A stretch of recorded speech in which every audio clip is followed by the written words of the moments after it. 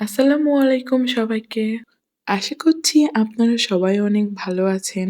আলহামদুলিল্লাহ আমিও অনেক ভালো আছি। কুকিং স্টুডিওর আজকের রান্নায় আপনাদের সবাইকে স্বাগতম। আজকে আমি আপনাদের দেখাবো পিয়ালি মাছের ঝাল। আশা করছি আপনাদের সবার অনেক ভালো লাগবে। চলুন শুরু করি। প্রথমে আমি একটি কড়াইয়ের মধ্যে ভাজি করে কেটে রাখা আলু ৩ কাপ নিয়ে নিব।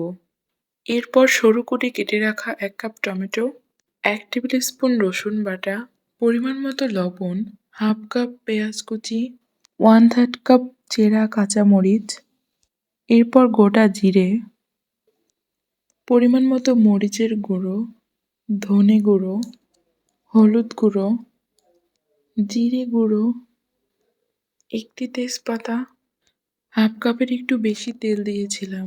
এরপর সব উপকরণগুলো আমি ভালোভাবে মিক্সড করে নিব।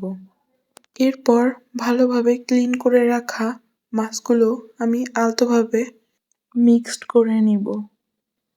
এরপর আমি এর মধ্যে ২ কাপ পানি দিয়ে দিব।